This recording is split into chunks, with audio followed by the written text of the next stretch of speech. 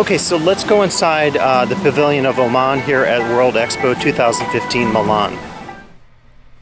And in beginning the tour of the pavilion, I had to show you some of the exterior architecture shots.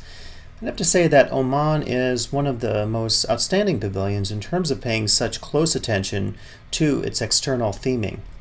And in these images, I think you'll get a sense of how dramatic the perspective is here.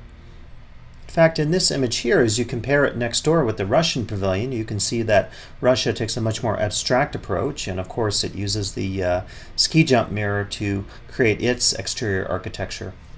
Here you see an example of one of many emphases on the aqueduct and its role in agriculture and hydration. And interestingly enough, you see a surveillance camera next to this very traditional looking architecture. And even from the Mediterranean hill, you see how dramatic the architecture is.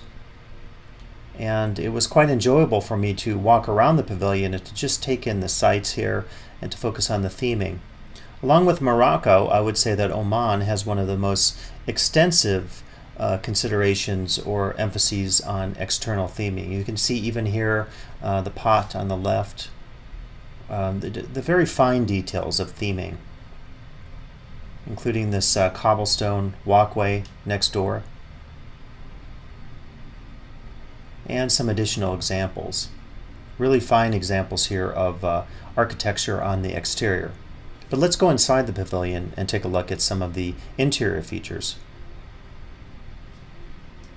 And the theme of the pavilion is Heritage in Harvest, and specifically it's been designed to focus on three aspects: the varied landscape, the traditional architecture, and the aqueducts, as I mentioned earlier. And you're seeing some examples here. A pretty cool video screen of someone cooking, a very quick shot of that. I think I'll come back to that again in my second pass through the pavilion. I had a chance to go through 2 or 3 times just because of the shorter queue lines, and this was rare certainly at the Expo in Milan because of the crowds and the long lines. I often wasn't afforded that luxury. Going downstairs now, and I like their design here. There's a lot of activity. It's a very gregarious space. Some sculpture, video screens, again taking that technique where you combine a traditional object and embed it with a video screen. Looks like on the right there's an interactive screen like in Egypt, and unfortunately I didn't get a chance to check that out, even though I went through 2 or 3 times. And now actually we're just taking a second trip through here. It's pretty much the same route you saw, but hopefully in this case you're going to see a little more of some of the features here. And here on the left, okay, so you can see this video here, the traditional kitchen, and a woman is cooking in it. Kind of a cool use of space and perspective, I would say, to set it up this way, to have the 3-dimensional decor there, and then also to have the video wall behind.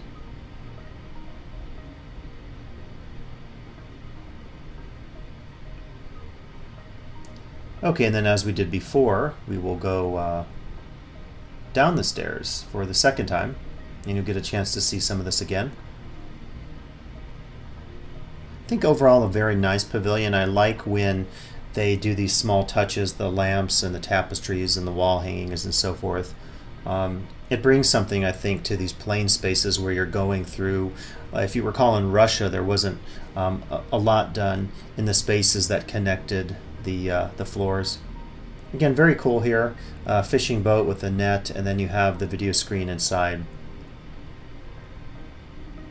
It's one of my favorite things we see at the Expo, is that combination of the old and the new, to keep a sense of continuity in terms of heritage, and also getting us to think conceptually about maybe where, in this case, Oman is headed as a culture, as a nation. Taking a tour here, you see some of the interactive features.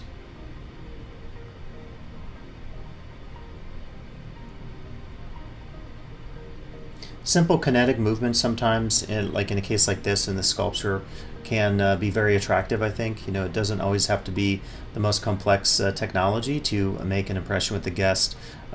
If you compare it to some of the technologies, say, in the United Arab Emirates, those are much more over the top and much more expensive, likely, but it doesn't always mean that it's going to be the best for the guest. And again, it's somewhat subjective, but I think it's also dependent on the story that you're trying to tell. Disney-esque here, audio animatronic. You see the projection. There's just a projector above on the ceiling, and it's projecting the moving image on the mouth and also on the eyes.